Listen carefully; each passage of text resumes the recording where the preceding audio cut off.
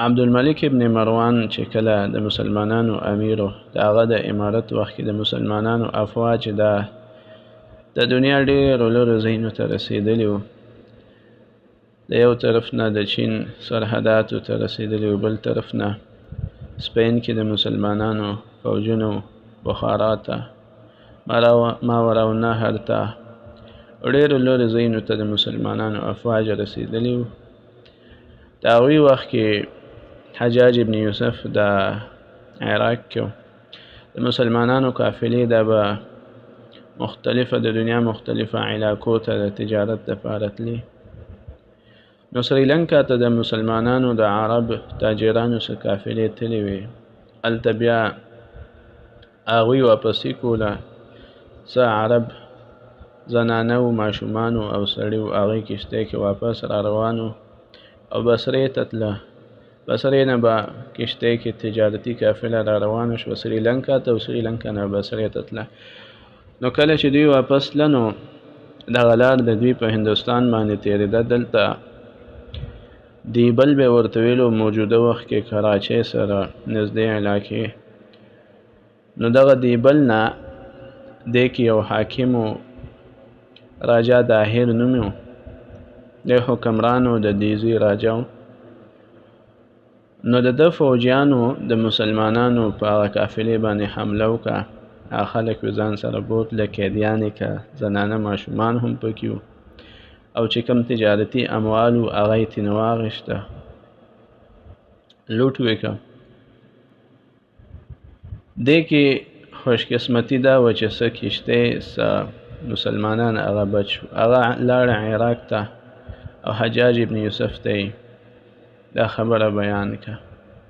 حجاج ابن یوسف هغه ظالم سړی و، خو د مسلمانانو په نقصان باندې غیرت ورتلو.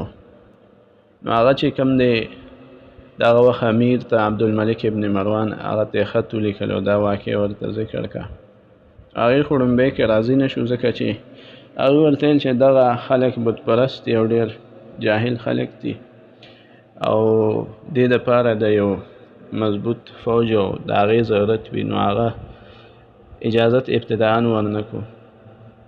حجاج ابن یوسف بیا د بلوچستان طرف نه هغه طرف چې کوم د مسلمانانو افواج پراته وو، نو هغه ځینې لشکرکشي هغه وکړه په خپله هغه خوښه باندې.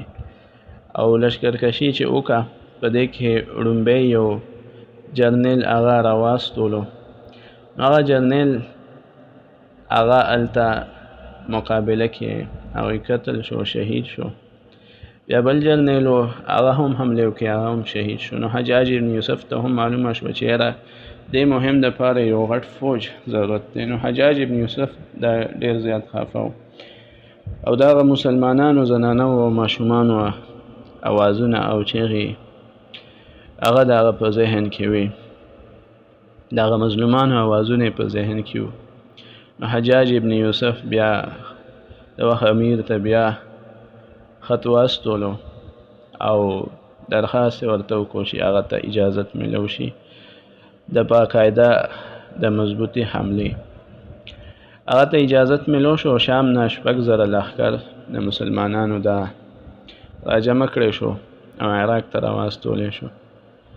بیا دوی سره مختلفه اسلحې وې، هغه وخت کې چې کمې مضبوطې اسلحې وې هغه هم لښکر کې شاملې کړې شوې.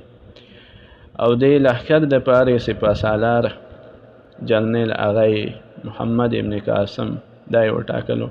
محمد ابن قاسم د ډېر مهمات کړي وو او 10 کاله تجربه وه. د 11 کالو چې د جنګونو ته راووتو، او موجوده وخت کې 10 کاله تجربه هم وه. نو د 28 کالو عمر و، او دا د حجاج ابن یوسف وراره او زوم یې هم و.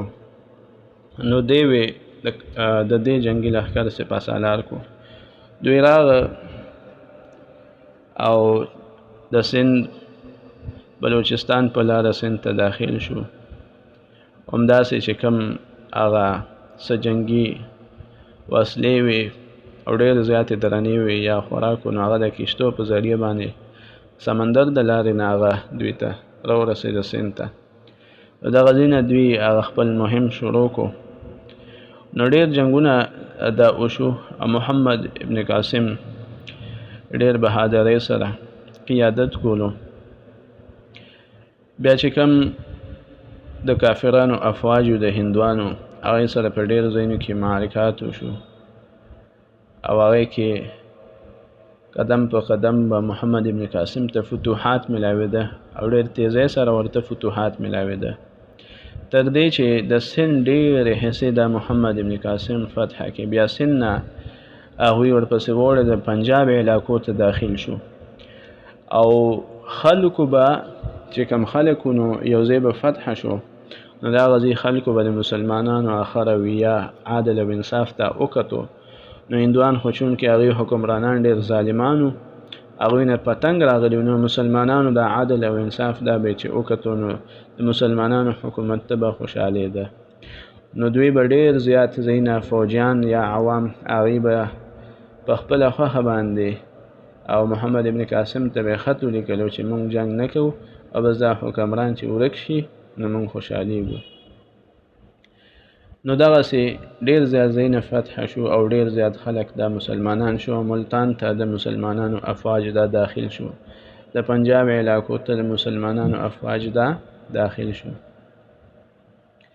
بیا محمد ابن قاسم هغوی چونکې ایمانی جذبه وه، جهاد سره شوق و، هغوی مخکې تلل غوښتل، خو هغه وخت چې کوم خلیفه و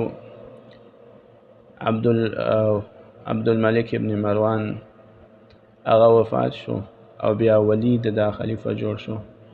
نو دوی ته بیا د واپسې حکم وشو چې واپس راشي شام ته. چونکې د امیر حکم و نو دوی بیا واپس لاړه، فتوحات بیا دې ځای کې ودرېده.